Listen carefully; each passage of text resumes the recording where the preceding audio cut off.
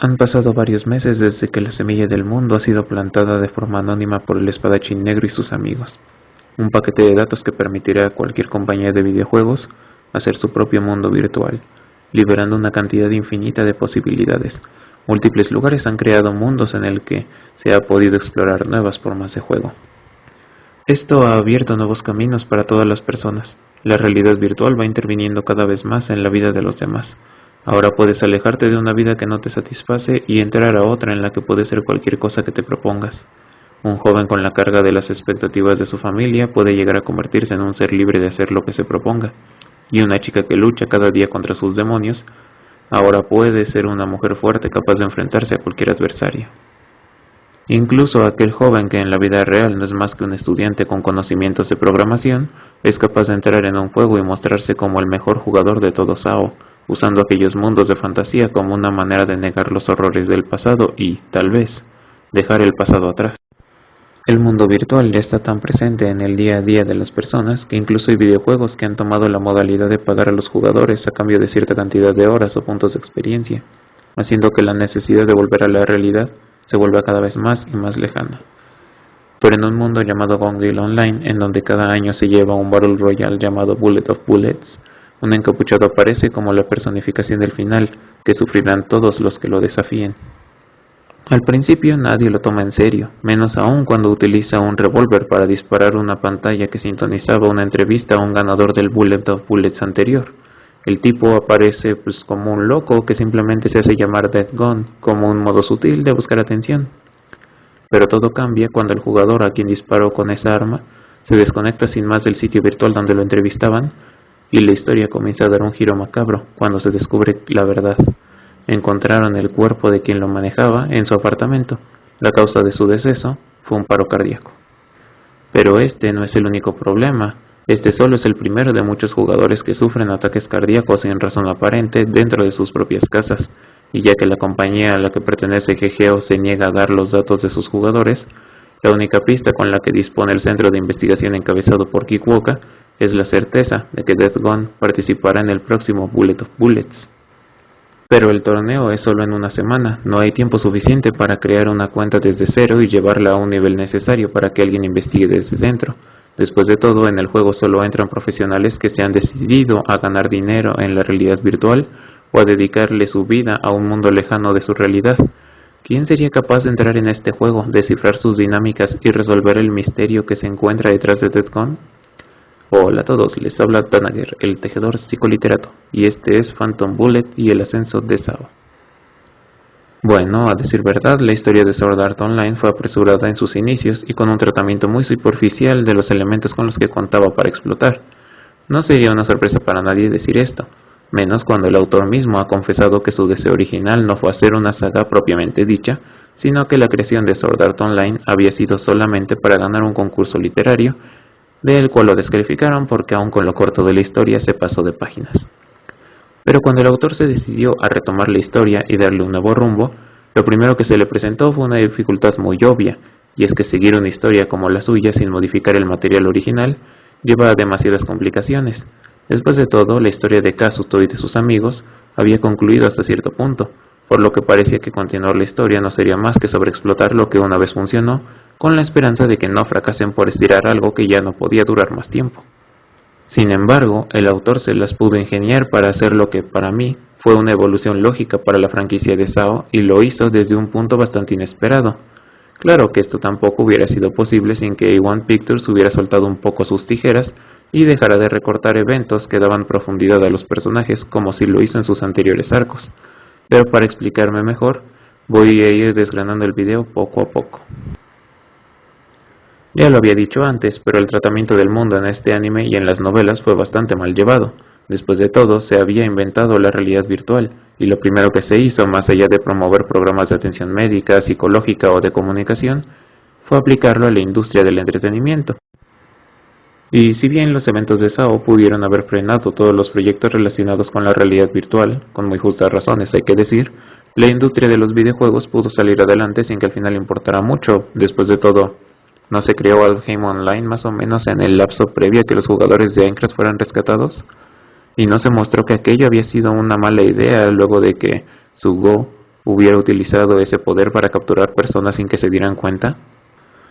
Pero ya en un mundo en el que la realidad virtual llegó para quedarse en el entretenimiento, la situación es muy delicada y el autor utiliza esto para movilizar la trama. De momento no han salido a la luz los decesos de los jugadores a manos de Deathcon, pero Kiwaoka sabe que un escándalo de ese calibre podría llegar a poner fin a la realidad virtual como tal.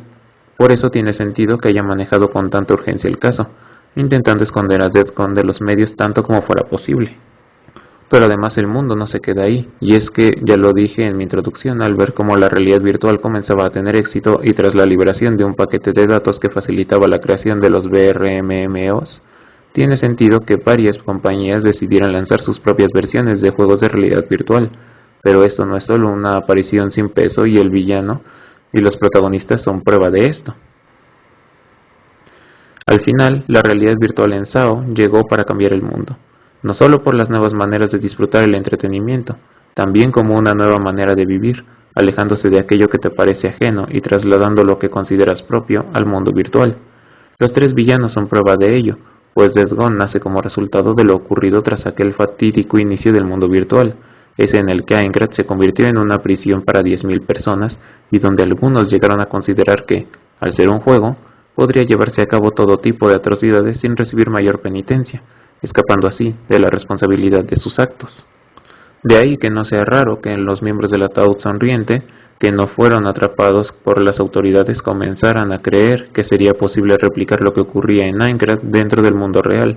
y es que para ellos, aquello solo era un juego y podía seguir pasando sin que hubieran mayores consecuencias. Pero esto no es lo único bueno de Death Gone, sino que la forma en que el autor mostraba cómo llevaba a cabo sus actos y cómo resolvió los decesos en el mundo virtual, aunque un poco forzado, fue lo suficientemente creíble como para que pueda entrar en la trama y comprender a estos personajes. Y no solo eso, sino que la revelación del amigo de Shino como parte del grupo de Death Gone nos deja aún más para ver las consecuencias de escapar de una segunda realidad, siendo el ejemplo perfecto de cómo alguien constantemente acosado por las expectativas de una familia que lo quería ver únicamente como un doctor, termina haciéndolo eludir el mundo real y refugiándolo en el mundo virtual, dejándose llevar más y más por esta irrealidad de poder hacer creer que puede hacer lo que quiera sin sufrir consecuencias. Y desde ese aspecto podría considerarse que la misma serie sataniza un poco los videojuegos o la realidad virtual, pero no lo hace, pues se sirve de dos perspectivas más para mostrar los pros y contras del mundo virtual. Como ya dije, continuar la serie donde se había quedado habría sido bastante problemático, pues la mayoría de los personajes no se les había dedicado un arco y a los que sí, parecían haberlo concluido de manera más o menos satisfactoria. Un camino habría sido desarrollar algo más de los personajes que casi no tuvieron aparición en la temporada pasada, pero considerando que todos ahí comparten un mismo entorno, fácilmente la atención se podía haber desviado hacia alguno de los protagonistas que ya conocemos, y entonces, ¿cómo hacer una historia que se desarrolle lejos de Alfheim, pero que al mismo tiempo no sea una repetición de lo visto en anteriores historias? Haciendo una coprotagonista que no hubiera estado presente durante los arcos anteriores, pero que conociera bien el entorno de GGO. Con este paso había el riesgo de repetir el papel de Suguha en el arco de Fairy Dance, pues no sería la primera vez que el autor introduce un nuevo personaje solo para plantear el nuevo entorno sin que el protagonista gaste tiempo en explorar. Pero este arco no introdujo solo a un guía. En este caso el autor se tomó el tiempo de darle un trasfondo a Shinon antes de volverle una herramienta para la historia tal cual. En partes específicas de la historia vemos ocurrir las cosas desde su perspectiva, lo que nos da un ángulo bastante nuevo con respecto al mundo que ya se nos estaba presentando. Pero este cambio de ángulo no funciona como una traba en el desarrollo de la trama, ni como una manera de llenar espacio, sino que pronto los conflictos del personaje se encuentran conectados con la historia y con lo que ocurre en el centro, por lo que enterarnos de lo que ella vive solo nos ayuda a comprender mejor al personaje y el porqué de sus acciones. Eso sin mencionar que el desarrollo del personaje y cómo va en paralelo con el protagonista de la historia nos ayuda a observar de mejor manera el conflicto que pueden llegar a vivir ambos personajes, sino capaces de ayudarse el uno al otro para salir de sus problemas. Ya he mencionado en el pasado que Kazuto Kirigaya es un personaje cuyo tratamiento por el autor había sido demasiado superficial.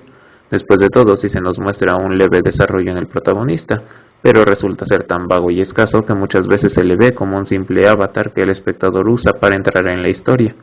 Eso sumado a que nuestro querido estudio de animación se tomó la molestia de recortar la mayoría de las escenas que le daban profundidad y explicación al protagonista y el porqué de sus capacidades, pues dejaban muy mal parado al protagonista y lo que hacía.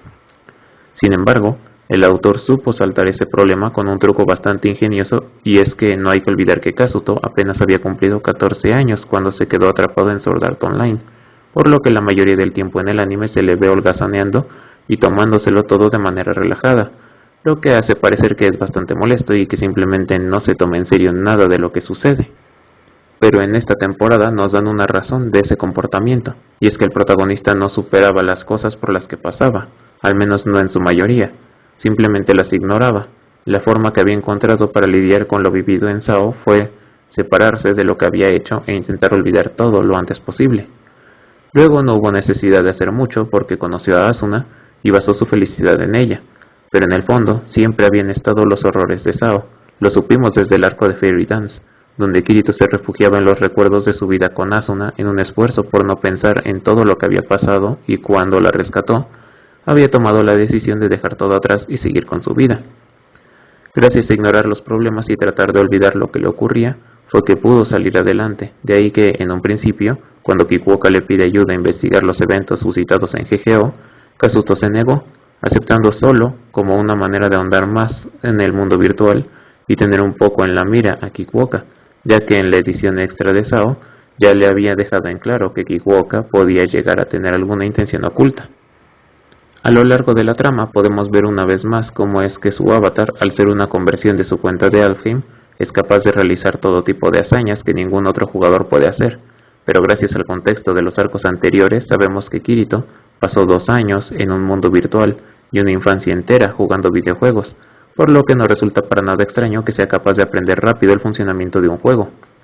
Así, en este caso, gracias a que A1 Pictures dejó sus tijeras en paz un rato, por fin vemos una personalidad y un desarrollo en el protagonista, el cual va alrededor de lo que me parece que es el tema de este arco. Hay muchas cosas que pasaron dentro del castillo de Aincrad que a lo que el autor hizo solo referencias leves que el estudio no consideró importante mencionar, y con buenas razones. Y es que a lo largo del primer arco de Sao hacen un compendio de varias referencias que no tienen un peso muy grande en la trama más adelante, por lo que agregar cada cosa que es referenciada solo le añadiría paja que no necesita la trama. Pero en este caso, el autor hace uso de una de esas pajas que queda por ahí en el arco, haciendo referencia el ataúd risueño, y es que en una cierta parte de la historia se había mencionado que el ataúd risueño fue un gremio de asesinos que estuvo atacando en el castillo y que, de un momento a otro, dejó de aparecer. En la novela hacen una referencia a que el grupo de avanzada atacó al gremio y lo encerró en la cárcel, pero es un punto lejano en el tiempo cerca del piso 50 y no se vuelve a hacer referencia a esto, tanto es así que en el anime omitieron ese dato por completo. Pero es gracias a este dato que el autor toma una idea para utilizar de nuevo la batalla contra el ataúd risueño, dándole un nuevo peso y trasfondo al mencionar que el grupo de avanzada junto a Kirito fueron a una batalla en busca del grupo para eliminarlo, pero les tendieron una emboscada en la que Kirito, en un intento por protegerse a sí mismo y a Asuna, terminó acabando con la vida de 3 personas. Ese evento fue duro para él, pero no lo volvemos a retomar en la novela hasta que derrota a Kuradel, y en el anime no se vuelve a hablar del asunto, y el motivo ya lo señalé antes. Kirito no procesaba sus problemas, el único problema que llegó a procesar a lo largo del arco sería la caída de los gatos negros, pero por lo demás se resignaba a luchar y tratar de hacer lo posible, porque su tragedia no se repitiera. Por otro lado, Asada Shino es una joven de 15 años que vive sola en un apartamento y va a la preparatoria, siendo constantemente abusada por sus compañeras debido a una fobia que desarrolló a las armas de fuego, al punto en que no puede ver ni la mínima señal de un arma de fuego sin terminar aterrada. Esto se debe a que cuando ella tenía 11 años había ido junto a su madre a una oficina de correos en la cual entró un ladrón a robar, disparando a un joven y amenazando a la madre de Shino con el arma para que la cajera cooperara. La niña, presa del pánico, se lanzó contra el ladrón y en un acto de pura adrenalina disparó al asaltante acabando con su vida. Luego de hacer esto, la niña estaba demasiado asustada y buscó consuelo en su madre, pero lo único que encontró fue una mirada llena de terror al verla con las manos y la cara cubiertas de sangre. Es desde ese día que Shino le teme a las armas de fuego, pero es gracias a un amigo suyo que conoce en el juego Gone Gale Online. Como no ha logrado deshacerse de sus miedos a las armas por su cuenta, y como nadie decidió llevarla con un psicólogo de pérdida en un mes para que le ayudaran con el trauma, decide intentar jugar, descubriendo para su agrado que no le dan miedo las armas en el mundo virtual. Es entonces que se propone volverse la mejor francotiradora en el juego y ganar el BOV con la esperanza de así superar su pasado y poder seguir adelante sin más. Quien haya sido observador habrá notado la relación entre ambos arcos de personaje. Ambos protagonistas tienen un fuerte trauma por haber acabado con personas, pero ninguno de los dos pidió ayuda debido a que los dos preferían dejar todo atrás. Kazuto se escondía en la noción de que se deshizo de su avatar del espadachín negro, y el que tenía ahora solo era un Kirito que desarrolló en Halo, mientras Shino decidió evadir su fobia a las armas entrando en el videojuego en el que ella es de las mejores triadoras. Pero el verdadero contraste entre ambos no lo vemos hasta después de que Kirito se cruza con Death Gun durante las clasificatorias en BOV, pues es aquí en donde Kazuto decide pelear aplicando lo que ya conocía, intentando guardar de nuevo el dolor por el que estaba pasando y tratar de ganar solo porque sí. Por otro lado, Shinon había dado todo de sí con la esperanza de ganar en el BOV de ese año y derrotar a aquel recién llegado que había mostrado una aptitud sorprendente en el juego. Pero cuando ambos jugadores se encuentran para enfrentarse, no hay razón por la que Kirito deba ganar. Después de todo, los primeros 30 eran los que entraban en el juego, y la misión era llamar la atención de Death Gun, por lo que ser el segundo mejor lo pondría entre los principales puntos de atención para Death Gun. Esta postura enfurece a Shinon, porque lo que para ella es un intento desesperado por salir de su trauma y avanzar, para Kirito solo era un trámite, por lo que aquí se forma una especie de rivalidad en la que Shinon, luego de ser derrotado por el protagonista, se decide a derrotarlo en el torneo. Luego de aquel día tan largo, Kirito no hace mención de lo ocurrido a ninguno de sus amigos, pues prefiere que nadie pase por lo que él está pasando. Así, intenta aguantar con la carga él solo, y no es hasta que se abre con una enfermera encargada de cuidarlo, que por fin puede liberarse un poco de ese peso que había cargado por tanto tiempo. En este punto, Kirito alcanza la tranquilidad suficiente para pelear, pero Death Gun aún tenía la capacidad de eliminar a las personas en el mundo real, por lo que intenta buscar alguna pista con Shinon, quien de mala gana le ayuda a limitar la cantidad de sospechosos. Pero es más adelante, justo cuando Death Gun somete a la joven y está a punto de acabar con ella, que Shinon revive sus traumas del pasado debido a que el arma que utiliza Death Gun es el mismo modelo que ella usó cuando acabó con el ladrón. Y es así que el villano del arco funciona como un punto de quiebre para ambos protagonistas, quienes no tienen de otra más que enfrentar sus problemas y unir fuerzas para acabar con Death Gun. Pero ni Kirito ni Shinon están en la mejor condición mental, y en el enfrentamiento final no es hasta que Kirito recibe el apoyo de Asuna al mismo tiempo que Shinon distrae a Death Gun, que Kirito es capaz de utilizar la encarnación para derrotarlo de una vez. Pero esto no ha acabado, pues Kirito y Shinon llegaron a la conclusión de que Death Gun no podía acabar con la gente en el mundo real, simplemente eran dos personas, la que jugaba y aparecía como Death Gun, y una segunda que eliminaba a la gente desde el mundo real utilizando una toxina que se podía conseguir en un hospital. Y aquí es donde el arco se corona como el mejor hasta el momento y cierra el desarrollo de ambos protagonistas. Ya en el arco anterior habíamos visto cómo Sao se estaba comenzando a tomar la costumbre de hacer un doble enfrentamiento, es decir, poner a los protagonistas en un primer conflicto en el mundo virtual y en un segundo conflicto en el mundo real, una cosa que me gustó bastante pero que evoluciona también a lo largo de Sao, donde lo virtual y lo real se entretejen cada vez más. En este caso, el enfrentamiento virtual, como el real, se conectan hacia un excelente cierre de arco. Primero, en el mundo virtual, ya una vez que Shinon y Kirito hacen un plan para derrotar a Death Gun, ambos toman sus posiciones y los dos son los que terminan por derrotar a Death Gun. Pero en dicho enfrentamiento es hasta que Kirito logra reconciliarse con su pasado, recibe el apoyo de Asuna, y hasta que Shinon crea una ventaja perfecta para un ataque final, el protagonista es capaz de utilizar la encarnación y derrotarlo. Por fin, parece que las cosas estarán bien, pues llegan a la conclusión de que Shinon estará a salvo de Death Gun y que ahora, ya con los datos de los dos miembros del ataúd durmiente que usaban al avatar de Death Gun, es solo cuestión de tiempo para que la división de Kikuoka los capture. Es entonces donde, luego de recibir una visita de su amigo, Shinon descubre que este era el tercer cómplice en el asunto de Death Gun, y no solo eso, sino que él se encontraba obsesionado con ella, al punto de desear ser él quien acabara con ella.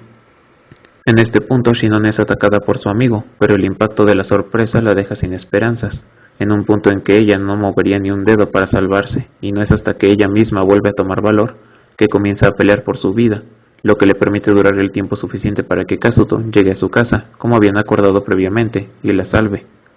Pero las cosas no son tan simples, y es que Kazuto será alguien fuerte en el mundo virtual, pero desde el final del arco de Fairy Dance, el joven descuidó su actividad física, por lo que es fácilmente sometido por Shinkawa, el amigo de Shinon.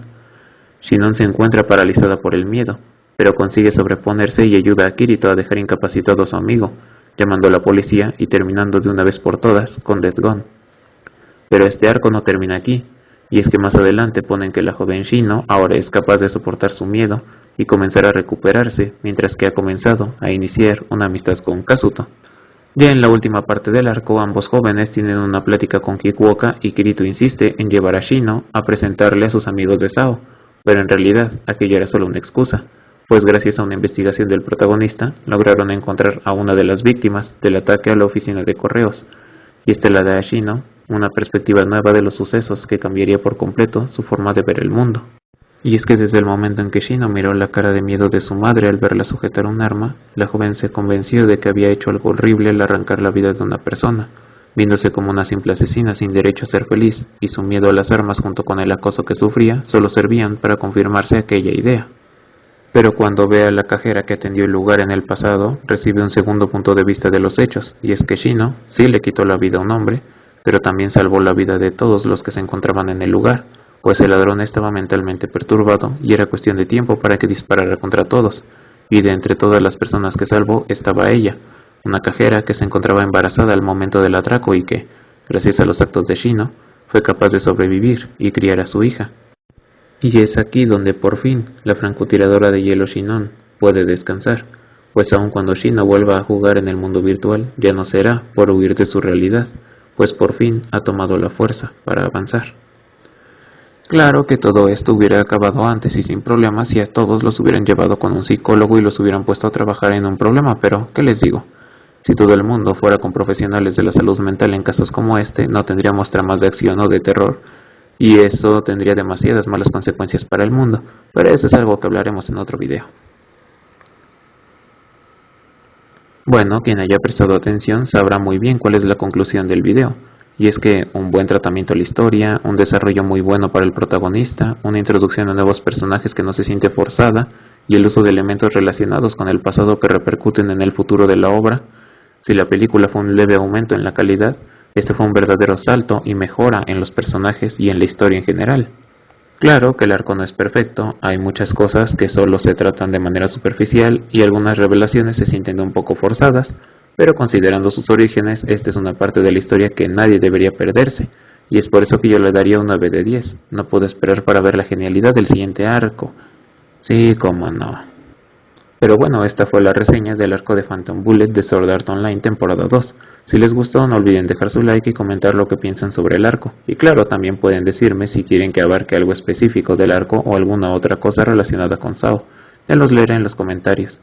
Y si les gustó el video, les recomiendo que revisen otros de este estilo. Y si también les gusta, no olviden suscribirse, que subo reseñas todos los meses. Y si les gusta la literatura y la psicología, pues están de suerte, porque subo video cada 10 días.